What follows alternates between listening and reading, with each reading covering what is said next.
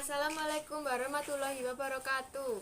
Kami dari kelompok 3 yang beranggotakan Siti Saroh, Anissa Diah Safitri, Putri Henry Melindasari, dan Alisa Ayunastiti akan mempresentasikan tentang hasil diskusi kami tentang menyimak.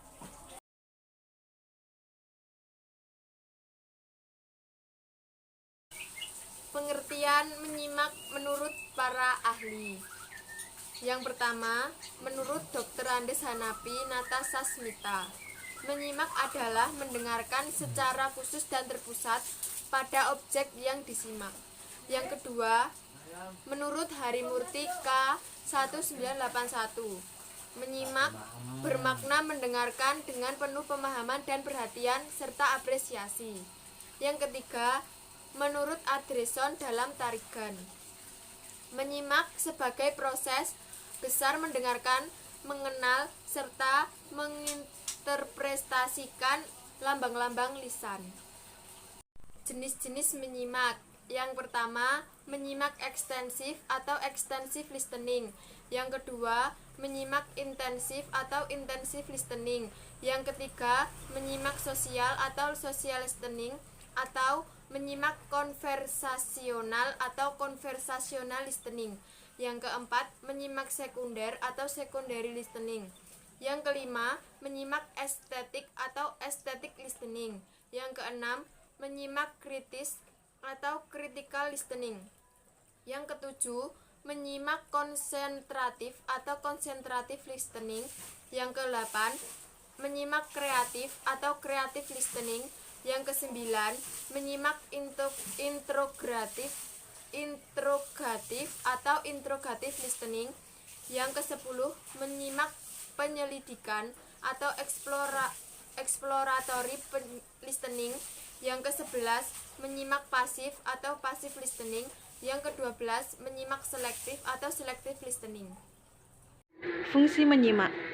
Fungsi menyimak terbagi menjadi 5 fungsi. Yang pertama yaitu membuat hubungan antar pribadi lebih efektif atau lebih mudah.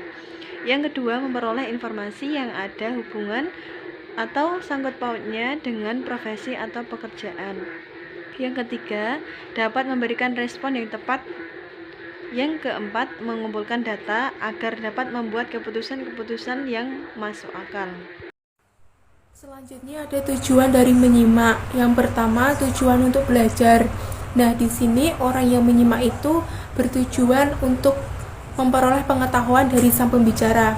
Yang kedua, ada tujuan untuk menikmati, di mana orang yang menyimak dengan penekanan pada penikmatan terhadap suatu materi yang diujarkan atau didengarkan atau dipaglarkan. Nah, biasanya itu pada bidang seni.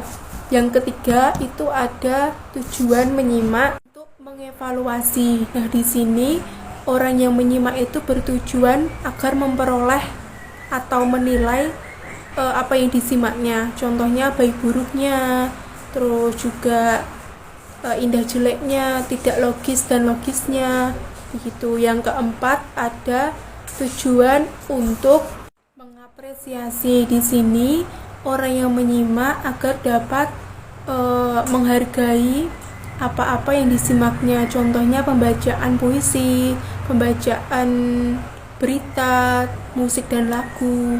Yang kelima, menyimak untuk mengkomunikasikan ide-ide. Nah, di sini bertujuan agar orang tersebut itu agar bisa mengkomunikasikan ide-ide, terus juga gagasan-gagasan, perasaan-perasaannya terhadap orang lain dengan lancar dan juga tepat.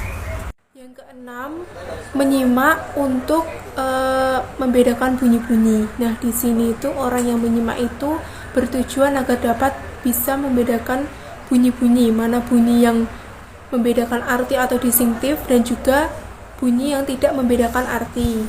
Yang ketujuh, ada menyimak untuk memecahkan masalah. Nah, di sini di mana orang yang menyimak itu bertujuan agar dapat memecahkan masalah dengan kreatif dan juga analisis gitu. Yang terakhir itu ada menyimak untuk meyakinkan. Nah, di sini di mana orang yang menyimak itu untuk meyakinkan dirinya bahwa masalah atau pendapat yang selama ini tuh yang dia ragukan gitu, biar benar. Yang selanjutnya ada peran menyimak. Yang pertama ada landasan belajar berbahasa, penunjangan keterampilan berbicara, membaca dan menulis, pelancaran komunikasi lisan, dan yang terakhir ada penambahan informasi. Selanjutnya yaitu proses menyimak. Proses menyimak ini terbagi menjadi 5 tahapan.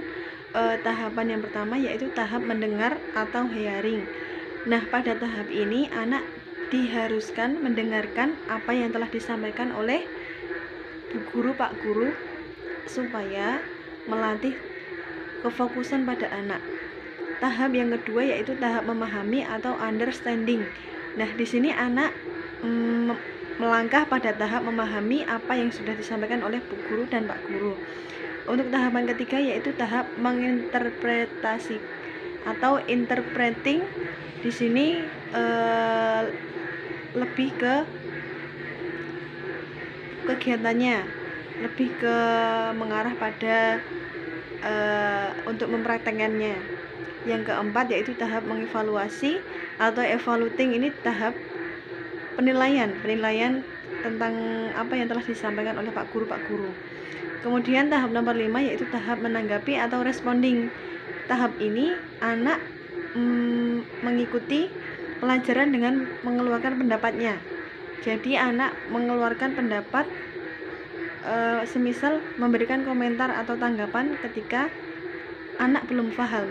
Jadi anak menanggapi apa yang telah disampaikan oleh Pak Guru agar menjadi lebih paham.